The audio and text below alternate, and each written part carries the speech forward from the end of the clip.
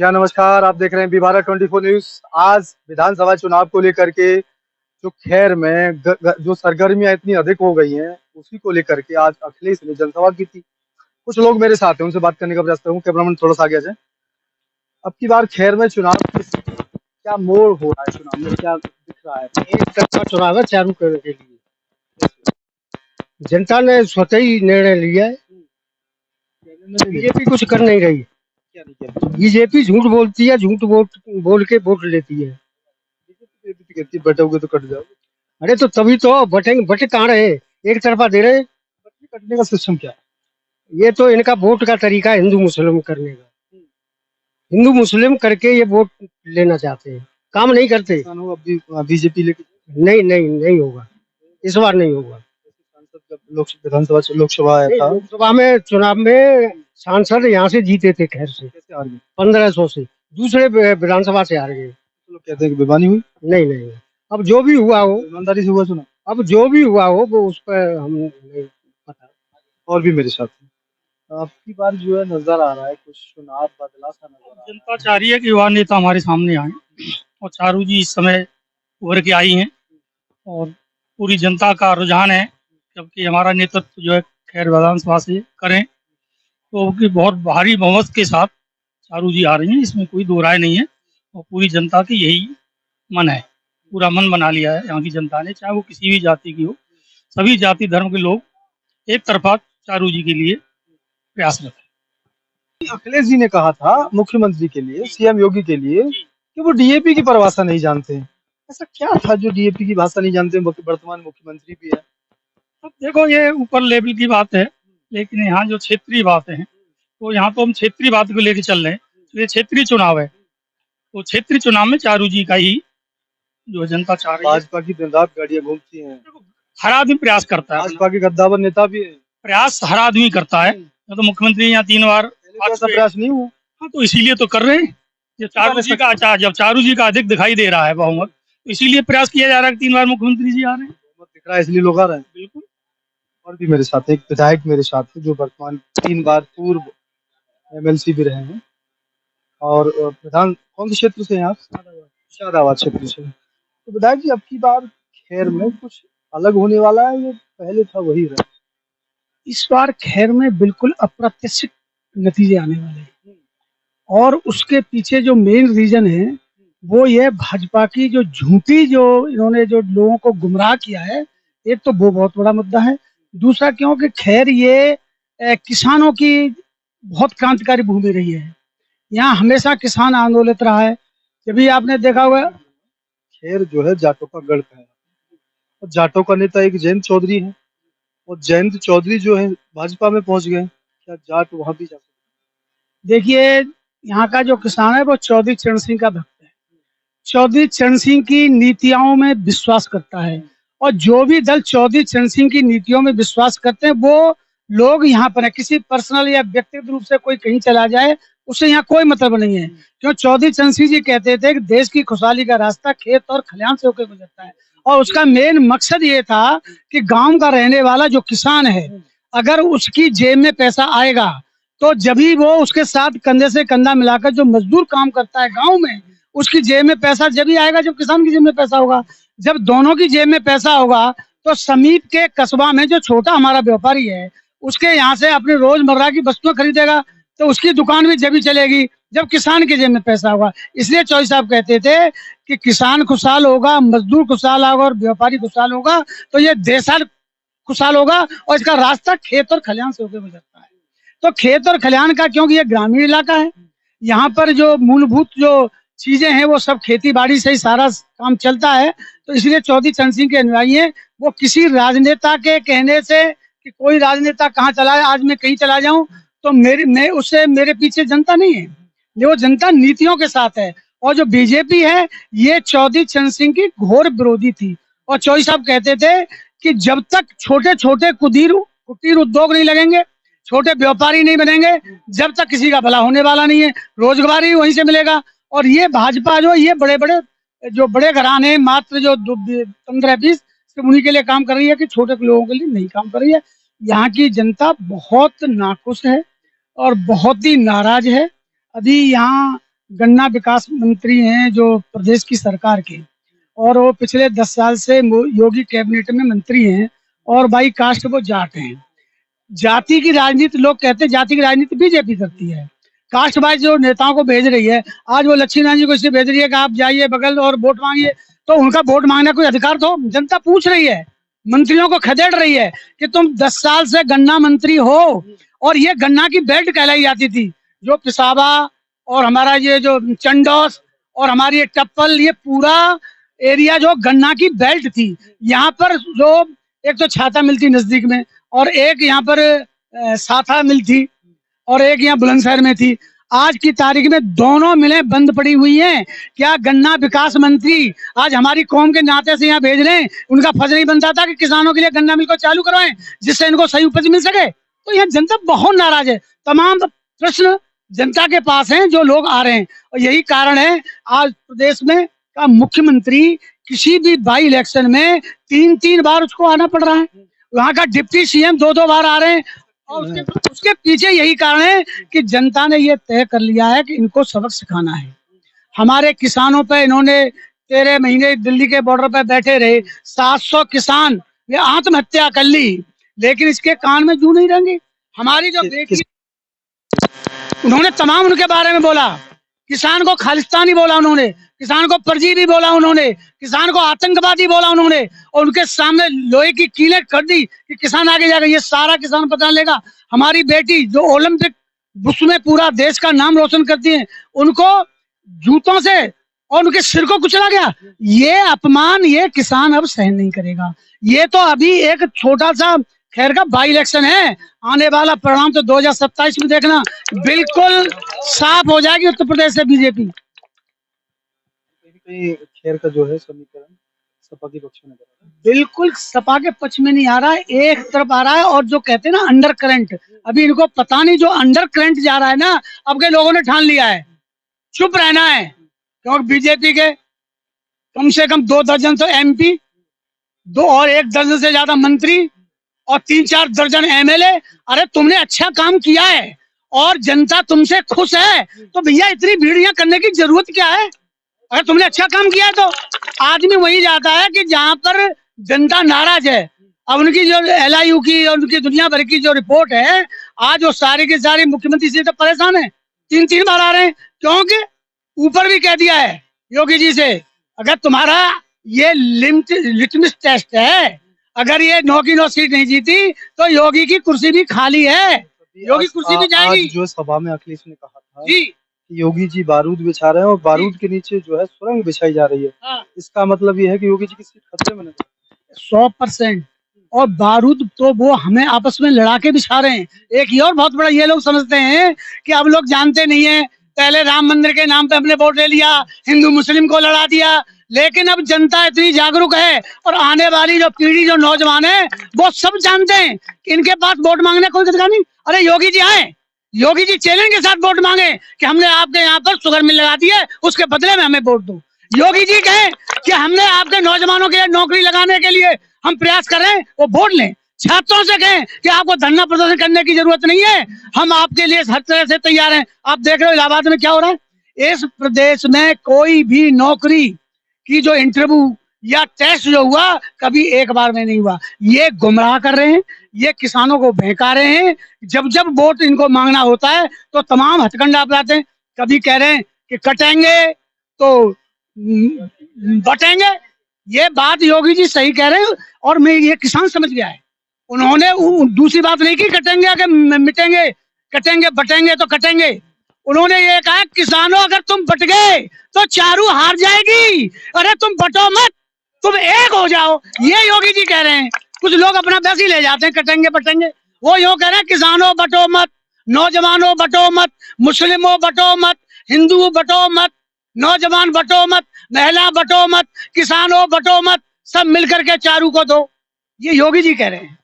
अभी paper leak का मामला आया था, पेपर लीक हो जाते हैं, फिर भाजपा सरकार तो बिल्डोजर चला देती है, क्या दिक्कत है? जो अपराधी हैं जो पेपर लीक करते हैं उनके घरों को ध्वस्त करा देती है। देखिए मुझे कहना नहीं चाहिए, फिर मैं यही बात रहा हूँ, इस सरकार का कोई मुद्दा नहीं है। ये सरकार सिर्फ एक वो कहते हैं ना कि सस्ता प्रचार, इनको एक आदत सी पड़ गई है, क्योंकि मोदी जी ने पैसे के बल पे जो न्यूज चैनलों पे दुनिया भर पे वो सामने से वही दिखाई देते थे, और वो इसी तरीके से लोगों को हम भ्रमित कर देंगे। अब इनकी सारी करतूतों को, इनका जो कच्चा चिट्ठा है ना, वो जनता के सामने आ चुका है। इन्होंने जो वादे किए थे कि किसान की आमदनी हम दूनी करेंगे, किसी किसान की आमदनी दूनी हुई? 4,000 रुपये सालाना। दूनी तो हुई नहीं, अधूरी भी नहीं रही। आज जो डीएपी का कट्टा पहले 50 किलो का आता था, उसमें से भी 10 किलो निकाल दिया, वो भी 40 का हो गया। और आजाद भारत में पहली बार इस बीजेपी की सरकार, क्योंकि आदत पड़ गई है इसको लाइन में लगाने के लिए, किसान को और मजदूर को, हर वर्ग को लाइन में लगाती है। ये नोटबंदी हो तो लाइन में लगा दी, आज नौकरी में लगाए तो लाइन में लगा दी। और डीएपी, जहां किसान आज आलू गेहूं बोने के लिए मेहनत से कर्ज लेकर के पैसा इकट्ठा करके, क्योंकि वो जुताई करेगा कि वो आलू उसकी डीएपी लेने लाइन में लगेगा। मैं आता हूँ सादाबाद से, कोई ऐसी सोसाइटी नहीं है जिसमें लंबी लंबी कतारें डीएपी को लेने के लिए हो। और दुर्भाग्य तो इस देश का जब हो जाता है कि किसान के घर में 4 बच्चे हैं और अकेला किसान है उसका मालिक, वो अपनी खेतें जोते हैं, वहां लाइन में लगे, उसके बच्चे पढ़ाई छोड़ करके आज मजबूर हो रही है, उसकी बेटा और बेटियां डीएपी के एक कट्टा लेने के लिए लाइन में खड़ी हुई हैं। ये हालत है ये यहाँ भी की। कहती है कि काम करने की जरूरत नहीं, राशन तो हम देते हैं। देखिए, काम करने की जरूरत नहीं है और राशन हम देते हैं, ये योगी सरकार कह रही है। ये चाहती है कि ये जितना भी किसान वर्ग है, जितना भी मजदूर वर्ग है, इनको ऐसा निठल्ला बना दो कि ये कुछ कर ही नहीं पाए। इनकी बहुत सोची समझी रणनीति है ये, कि इस तरीके से जो प्रलोभन दे करके और इस तरीके से जो कि हमने राशन दे दिया। अरे राशन क्या दे दिया? राशन कांग्रेस के जमाने में मिलता था, चीनी मिलती थी, मिट्टी का तेल मिलता था। आज क्या मिल रहा है? चीनी को खा गए, मिट्टी को तेल को खा गए। अब किसान मजदूर ये तो कर ही लेता है, चावल और गेहूं, और वो भी एक षड्यंत्र है। ये राशन कुछ नहीं है, ये भी उनका एक बड़ा प्रोपेगेंडा है। आज जब पश्चिमी उत्तर प्रदेश में लोग चावल नहीं खाते, यहाँ लोग गेहूं खाते हैं और अन्य अनाज खाते हैं, आज चावल दिया जा रहा है यहाँ पे। और वो चावल क्या है कि जो खाता ही नहीं, वो चावल घूम करके जो चावल माफिया है वो उसके पास पहुंच जाता है, और फिर वो माफिया उसी चावल को सरकार को दे देता है, वो सरकार फिर उसको डीलर को दे देती है, और डीलर से फिर माफिया। ये चक्र चल रहा, अरबों रुपए का घोटाला है। ये सब इन्हीं का मामला है, इन्हीं का माल इन्हीं के पास आ जाए। इन्हीं का माल और इन्हीं के पास। चलो, और भी मेरे पास युवा है। इतनी बार खैर में जो है चुनाव कुछ नजर आ रहा है कि बदलने वाला है, क्या हकीकत में ऐसा होने वाला है, या पहले से जैसे विधायक थे भाजपा के बने हैं, अब भाजपा ही अपना दमखम दिखाती है, भाजपा का ही दबदबा? दबदबा भाई साहब खत्म है वो बिल्कुल। लोग पहले अंधेरे में, लेकिन लोग यह बातें अब जान गए हैं। जिला अलीगढ़ के पूर्व जिला पंचायत अध्यक्ष चौधरी तेजवीर सिंह गुड्डू के बराबर इस अलीगढ़ जिले में किसी ने विकास नहीं किया था। आप गांव-गांव में जाइए, किसी छोटे से बच्चे से या बड़े बूढ़े से पूछिए, हर आदमी ये बता देगा कि जिला पंचायत अध्यक्ष का पद जिसने जनाया वो नाम था चौधरी तेजवीर सिंह गुड्डू। उसके अलावा कोई ऐसा आदमी नहीं था जिसने अपना पद सबसे ज्यादा जनाया हो। ये बहकाने की बातें हैं। एक बयान बहुत ज्यादा ट्रेंडिंग में है, आप भी सुन रहे होंगे। योगी जी कहते हैं, मोदी जी भी बोल रहे हैं कि बट जाओगे तो कट जाओगे। तो बटने का और कटने का समीकरण भाजपा की तरफ से क्या संदेश क्या है? मेरा मानना तो यह है, उन्होंने साफ साफ कहा है कि बटेंगे तो कटेंगे। साफ साफ पब्लिक को इतने मोथरे गड़सा से काटने की बात वो कह रहे हैं। हर तरीके से वो खुलेआम पब्लिक को काटने की, मारने की धमकी दे रहे हैं कि या तो भूखे मर जाओगे, या तुम्हारे हाथों में झोले पकड़ा दूंगा, या तुम्हारे हाथ में कटोरे पकड़ा दूंगा, तुमको बेघर कर दूंगा। बिल्कुल एक घर में, एक विधायक जी ने भी बताया था, हम भी सुन रहे थे, और मेरे दिमाग में ये विचार बहुत दिनों से, काफी दिनों से चल रहा है। एक आदमी एक घर में कमाने वाला है, वो 500 रुपए की दिहाड़ी मजदूरी करता है। उसके घर में 2 बड़े बूढ़े माँ बाप होते हैं, दादा दादी होते हैं, 2 बहनें जवान होती हैं, एक छोटा भाई होता है और 4 बच्चे होते हैं। 500 रुपए में बताइए वो इतने लोगों को पार सकता है कि नहीं पार सकता? कोई आदमी बता दे। 500 रुपए में बिजली का बिल भरेगा, या अनाज लाएगा, या मसाले लाएगा, या कोई बीमार हो जाएगा उसको दिखाने जाएगा, या कहीं रिश्तेदारी में कोई खत्म हो जाएगा उसकी बतारी करने के लिए जाएगा, या कोई छई छापरी आ जाएगा उसको विदा देगा। बताओ 500 रुपए में वो क्या कर सकता है? ये भारतीय जनता पार्टी की सरकार में लोगों को बिल्कुल जेब काट कर खत्म किया जा रहा है। गुंडागर्दी की सरकार चला रहे हैं। इनके पास कोई मुद्दा रहा नहीं है। खत्म करती है भाजपा, ये कुछ भी काउंटर हो जाता है। हाँ, हमने देखा इनकाउंटर हो जाता है। इनको लगता है कि ये चेला पुराना भारतीय जनता पार्टी के नेता किसी का है। ये किसी प्रॉपर नेता का, भारतीय जनता पार्टी के इशारों पर काम करने वाला आदमी है, लेकिन उसका इतिहास अब खुलने जा रहा है भारतीय जनता पार्टी का। ये नाम ले देगा, उससे पहले उसका एनकाउंटर करा दिया जाता है। उसको कोर्ट क्यों नहीं ले जाया जाता है? उसका ट्रायल क्यों नहीं कराया जाता है? उसका मुकदमा क्यों नहीं चलाया जाता है? सच्चाई क्यों उसकी जानी नहीं जाती है? क्यों उससे पहले एनकाउंटर गाड़ी में ही करा दिया जाता है, रास्ते में ही करा दिया जाता है कोर्ट पहुंचने से पहले? क्योंकि भारतीय जनता पार्टी के लोग मिल मिल करके वो फंसने वाले हैं। अब उसका चिट्ठा खुलने वाला है, उसको खोलते नहीं है। दुर्भाग्य ही है देश का। ये बिल्कुल गुंडागर्दी कर रहे हैं।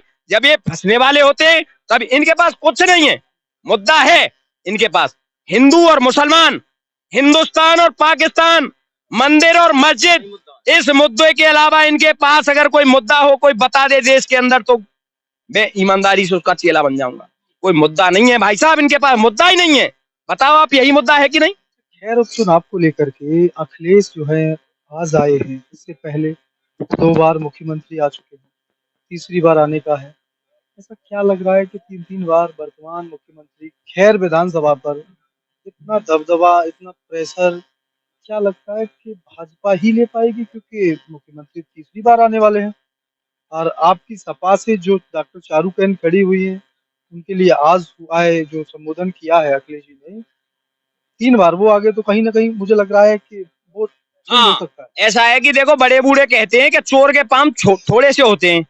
बेटी वाला 1 मिनट में बहक जाता है, रिश्ता करने के लिए आ जाता है, और कोई आदमी ये कह देता है ना कि हाँ वैसे ठीक है, पर लगते ही वो भाग जाता है, चाहे कोई मामला होगा। इनका वही मामला है भारतीय जनता पार्टी वाला। आप साफ साफ देख रहे होंगे, यूपी के छोटे मोटे चेला चपाटे विधायक, सांसद, इन्होंने बापोती बना लिया। बिल्कुल इन्होंने पदों को बिल्कुल बापोती दादालाई समझ रखा है। आप देखना, इनको बिल्कुल डर सता रहा है। वही बड़े बुजुर्गों वाली कहावत है कि चोर के पाम थोड़े होते हैं। इनको साफ साफ इनके अंदर बिल्कुल डर घुसा हुआ है। यहाँ अलीगढ़ की तो भाई साहब छोड़िए, अलीगढ़ का तो इनको आदमी विधायक पद के लायक कोई मिला ही नहीं। ये दूसरे जिले से पकड़ कर लाए, ये पकड़ू ला रहे हैं पकड़ पकड़ कर। अलीगढ़ के अंदर आप बताइए, कोई आदमी विधायक पद के लायक नहीं था, लेकिन वहां से पकड़ के लाए। हमारे यहाँ अलीगढ़ के सांसद, विधायक, मंत्री, संतरी, वो भी कम पड़ गए। हरियाणा से बुलाए, आप देखिए, हरियाणा से मंत्री यहाँ यूपी प्रचार के लिए बुलाए। कहाँ? इस अलीगढ़ की जनता को बहकाने और दबाने और डराने के लिए। आप बताइए, अलीगढ़ की जनता ये बहकती। उस दिन योगी जी खैर आए थे, लेकिन लोगों पर, वोटरों पर कोई असर ही नहीं दिखने के लिए मिल रहा है। वोटर साफ साफ कह रहा है कि मंत्री आए, संतरी आए, विधायक आए, सांसद आए, बटन वही तेजी से चारूकेन का साइकिल वाला दबाऊंगा। वोटर पूरे तरीके से समझ चुका है। अब आप देखना, इनको ये डर सता रहा है। योगी जी उस दिन आए थे, उस दिन कितनी वोट बांध गए, अब कल को फिर आएंगे, आप बताइए कितनी वोटें बांध जाएंगे। अगर वोट बनती तो एक ही बार में बंध जाती। रोकर चले गए वहां से, पब्लिक आई नहीं गुस्से से। पब्लिक को ये सता रहे हैं। पहले आंदोलनों का अधिकार होता था, भूख हड़तालों का अधिकार होता था, लेकिन आज की दुनिया में तो कुछ भी नहीं है। जाटों का बाहुबल क्षेत्र माना जाता है और जाट अधिकतर जैन चौधरी को अपना मसीहा समझते हैं। क्या मसीहा जब आने वाले हैं भाजपा में, उन लोगों ने अपनी जो है शरण भाजपा को दी है, भाजपा के साथ गठबंधन हुआ है, तो क्या लग रहा है जाटों की कुछ नीतियां, ऐसा भी तो हो सकता है जाट की तरफ चले जाए? आप एक बात बताइए, पहले आपने देखा होगा, हम भी देखते थे, हम जो भक्त हैं चौधरी चरण सिंह जी के भक्त हैं। तो उनके बेटे हैं? नहीं, उनकी देखो हाथ में 5 नाती बेटे की नहीं, देखिए 5 उंगलियां होती हैं हाथ में। आप बताइए ईमानदारी, 5 उंगलियां एक जैसी होती हैं? क्या हम मान लें कि जैन चौधरी चरण सिंह जी हैं? नहीं, उनके भाव विचारों में और चौधरी साहब के भाव विचारों में तो बहुत जमीन आसमान का अंतर है। ये तो कभी भाजपा की बुराई करते थे, लेकिन आज भारतीय जनता पार्टी के अंदर ही घुस गए। उसको ये समझ लिया कि मेरे तो सब कुछ ये भारतीय जनता पार्टी वाले ही हैं। इन्होंने तो पूरा सब कुछ ऐसा ही समझ लिया। इनके कहने से एक आदमी बदलने वाला नहीं है। जैन चौधरी अपनी सीटें नहीं निकाल पाते, ये अब क्या करेंगे? प्रचार में लोगों को बदल जाएंगे। अगर ये लोगों को बदलते थे तो अपने प्रत्याशियों को हर जगह से जीत दिलवा सकते थे। लेकिन जब भी जैन चौधरी आते हैं तो टप्पल क्षेत्र में आते हैं। टप्पल क्षेत्र जाटों का गढ़ है। क्या समझेंगे? अपनी बातों को ये दिखाने के लिए ये कि हाँ जाट सम्मान कर रहे हैं, जाट मेरे गुलाम है, लेकिन जाट इतना तेज हो चुका है, जाट समझ गया कि हमारा हित किस में है। हमारे अलीगढ़ के अंदर जो विकास होता था, हमको उम्मीद है कि चौधरी साहब जो जैसे चारू कैन जी कहती हैं, कई बार हमने देखा है वो कहती हैं मैं अपने ससुर जी चौधरी तेजवीर सिंह गुड्डू जी की तरह ही विकास करूंगी, उनसे ज्यादा तेजी से विकास करूंगी। जब उनका नाम आता है विकास के लिए तो हर आदमी ये समझ जाता है कि इन्होंने विकास जितना किया था उससे कहीं अधिक विकास चारू कैन करके दिखाएंगी। इसीलिए हर गांव में आदमी ये कहता है कि हम केवल चारू कैन जी को ही वोट देंगे। तेजवीर सिंह जी का नाम जब आता है तो लोगों की आंखों में आंसू आ जाते हैं, अनुपस्थिति देखने के लिए मिलती है। अभी हम सभा में देख रहे थे, मेरे अंदाज में मैं देख रहा था काफी दूर तक नजर आदमी की जाती है, हजारों लोग तौलिया से आंसू पहुंच रहे थे भाई साहब। जब अध्यक्ष जी का नाम आया था कि राजनीति के शिकार कर रखे हैं, फंसा रखे हैं, भाई साहब हजारों लोग आंसू पहुंच रहे थे, लेकिन कहते किससे, कोई हमारा है नहीं। लेकिन अगर चारू कैन जी को यहाँ विधानसभा मिलती है खैर, तो हमारी बात सीधी लखनऊ रखी जाएगी। इनको डर है कि इनकी गुंडागर्दी अलीगढ़ के अंदर से खत्म कर दी जाएगी और ढोकर रख दी जाएगी। केवल डर भय के कारण इनके पजामा गीले हो रहे हैं, केवल पजामा गीले होने के कारण ये भाग रहे हैं। इनको जब आप टॉयलेट कर जाता है ना बच्चा, उसको चैन नहीं पड़ता है नेकर में, ऐसे ही इनके पजामे गीले हो चुके हैं, इनको चैन नहीं पड़ रहा है। इससे ज्यादा भी गीला हो जाएगा, जब टॉयलेट आता है उसके बाद भी कुछ आता है तो इनका वो हिसाब आगे वाली प्रक्रिया होने वाली है। इसीलिए केवल ये चाह रहे हैं कि इनको उंगली न मिले। इनको पता है अगर उंगली मिल गई तो ये पहुंचा पकड़ लेंगे लखनऊ का, इसीलिए इनको डर भय सता रहा है। इन्होंने जितनी गुंडागर्दी की है पूर्व में, उसकी गुंडागर्दी को देखते हुए चोर को डर लगता है, ईमानदार को डर नहीं लगता। इनकी चोरी इनको सता रही है। केवल हमारा ये कहना है कि इनमें दम तो अब रहा नहीं है। अंतरी मंत्री संतरी यूपी के, हरियाणा के, दूसरे जिले के, हर जगह के इसीलिए लगा रखे। इनको पता है क्या होने वाला है, खत्म होने वाली है इनकी गुंडागर्दी। भारतीय जनता पार्टी की गुंडागर्दी बिल्कुल खत्म होने वाली है। इनकी बिल्कुल 100 से तुम देखना 0 पर आ जाएगी। इनको पता है तेजवीर सिंह का जब चेहरा और नाम पब्लिक के सामने आता है तो हर गांव में बुजुर्ग लोग ये कह देते हैं कि जहां अध्यक्ष जी कहते थे कि यहाँ तुम्हारे सुबह को जेसीबी पहुंच जाएगी काम के लिए, शाम को ही फोन पहुंच जाता था कि तुम्हारे यहाँ सुबह नहीं शाम को आज ही जेसीबी पहुंच गई है, लगा दो जहां लगानी है। विकास की प्रक्रिया उनकी तेज थी, लोग उनको चाहते हैं, इसीलिए उनके विरोध में ये नई नई बातें करके। आप देखिए जो किसान फसल बेचने जा रहा है ना, उनका इंटरव्यू ले आप, वो बताएगा आपको देश की ईमानदारी, वो बताएगा भारतीय जनता पार्टी के काले कानून। आप देखिए जो डीएपी लेने के लिए जा रहा है सोसाइटियों पर, वो बताएगा आपको ईमानदारी। मारा मारी हो रही है, एक किसान में पीछे से 100 किसान धक्का देते हैं आगे को, ये आपस में मरवाना चाह रहे हैं। सोसाइटी का अगर कोई अध्यक्ष होता है, उसका कोई रिश्तेदार होता है, 1 मिनट में ट्रैक्टर लग जाता भाई साहब, लेकिन आम आदमी को डाई नहीं मिलती है। नई नई बातें सिखाते हैं, नई नई चीजें सिखाते हैं। इनके बच्चे तो एसी में रहते हैं, हमारे बच्चे आतंकवादी हैं, वो खेत में काम करते हैं, बंदूकें बनाते हैं खेतों में। इनका मानना तो ये है हमारे बच्चे को बंदूकें बनाते। और भी मेरे साथ एक साधु केश में एक हमारे पुजारी जी हैं। अब की बार खैर में कुछ क्या नजर आ रहा है, खैर बदलने वाला है या ऐसा ही रहेगा? अब कितना तो बदलेगो खेल भैया, ऐसे राव जी कृपा से खेल बदलेगो, ऐसे बदलेगो कि बहुत अच्छा।